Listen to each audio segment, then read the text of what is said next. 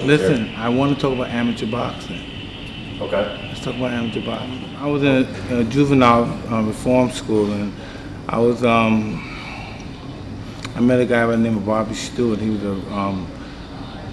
a staff member of the reform school, and if we were behaved proper enough, we can go and we can let off some tension by boxing with the staff, and he would go and he would clobber us, and we would have fun and let him clobber us. And I was supposed to be the tough guy on the campus, and he clobbered me, and I asked, hey, can you teach me how to do that stuff? Because I was supposed to be a big shot and everything, and so he clobbered me. I wanted to learn how to do that stuff, because I could clobber people, and he taught me how to do that stuff under the auspices that I would get better grades in school and behave myself around campus. And so we made a pact, and I behaved myself and got better grades and received honor rolls and stuff. And then he taught me how to box, and I became good somewhat, he said. And then as time went on, he began to like me, and he noticed I was going to get parole, and he didn't want me to get parole back to New York. He thought I would get in trouble, and he wanted me to go see Customado, and he thought that he could take me and transcend me to make me a better fighter, and that's when I started boxing in the amateur league. I respect amateur boxing because I always wanted to win the Junior Olympic titles. It was big. I won it twice, and I thought it was exciting. I won it all in record time, all 8-second knockout. I think it's the quickest record. Well, amateur boxing is good for kids because I think in amateur boxing it's just it puts you in a whole different mindset because it puts you in it makes you go around the block. You have your little gold medal, and it's just a good confidence builder when you go there and your kids, all your friends see you in the neighborhood with your gold medal, and they see you on television. Well, back then they played it always on television in my neighborhood. They saw it on Wild World of Sports the week afterwards, and they showed us winning that gold medal and made us feel good. We had an vanity in everybody that we all possess, and we felt pride. You're pretty shy. Amateur fighting. It's all about respect for your trainers. And the trainers have to be a mentor, and you have to respect your mentor, and it goes from respecting your mentor to respecting your family. Because most kids that come from go into boxing come from broken home to one-parent home, and it's just bad neighborhoods, and their parents don't want them to be in the gangs, and they go to gyms to keep them off the streets. And it's tough going, and it's easier being in a gang than being in a gym. You go every day, monotonous every day, and you're not getting paid. You're not receiving any money going to the gym. It's just every day. You have to love being in that gym every day. And sometimes when you go to the gym, you box, you're getting beat up.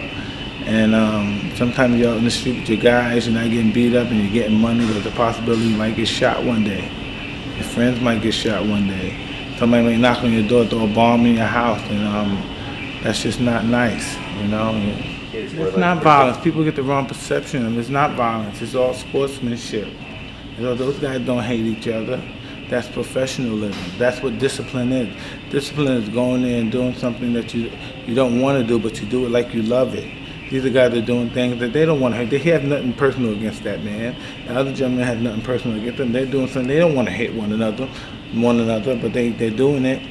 But they're doing it like they love to do it. That's the discipline. That's the art of it. It's an art. Just like some people don't want to interview Charles Manson. They don't want to be close to Charles Manson. They know what he's capable of. They're being objective. So they have to do a job. It's a job that they're doing. It's like a football game. It has nothing to do with war until you become professional fighters. You know what I mean? It's just like two kids. It's almost like cheerleaders. Come on, let's go, Johnny. Let's do it, Johnny.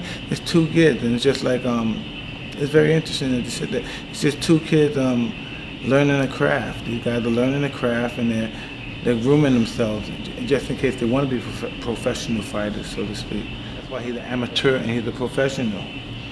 Because the amateur gives into his emotions, and the professional doesn't give into his emotions.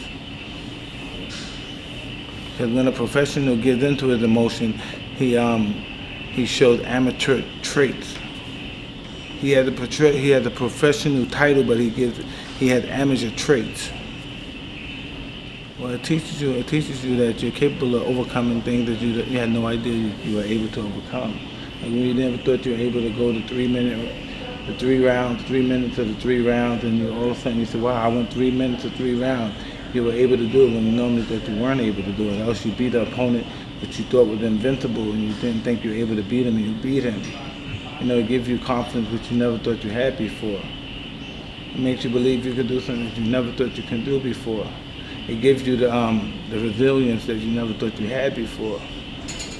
A trainer, if a young boy comes in the gym and he has an adequate trainer, he's going to be an adequate fighter. Especially if the child has some aptitude. If he has good aptitude, he's going to be an adequate fighter because his trainer is adequate. But if a kid comes to a gym and he doesn't have an adequate trainer, he's not going to be an adequate fighter. Just in case, but only for one instance, the kid may just, in spite of the trainer, the kid may have some aptitude and he may have desire and he wants to be a fighter bad enough and he may have the desire and the willpower. In spite of the trainer being inadequate, he may be a good fighter just because he may be tough and determined and have a willpower. And I've seen that happen on many occasions, that a fighter may learn from getting beat up and just wants to be a fighter so desperately and so bad, he becomes a great fighter just from just taking blows and getting beat up because he has a great heart. Becomes a great fighter. I've seen that in many occasions. Yes, I've seen a guy with had a miserable trainer, but because he so desperately wanted to become a great fighter and had a great heart, he became a great fighter, regardless of, in spite of his trainer, not because of his trainer, but in spite of his trainer. It's a sad picture, but it's just wonderful to see. Would you ever want your own kids in boxing? Yeah. Why? Just to see, let them know what it's like. Just let them know, because sometimes I have an older child that's 9 years old, and I just want them to know, sometimes he got a fresh mouth. Sometimes he's a I kid, but sometimes I just want to know how hard it is. That's how come fighters respect me, the big time and the little one, because they know how hard it is. My boy don't know how hard it is. They see the finished product, you know what I mean? They don't know, they see the glory, they don't know the story. They see the glory. They only see the people I knock out on television. They don't see the people that beat me up in the gym. They don't see that. They don't see the daddy getting beat up in the gym. They only see the daddy beating people up in television.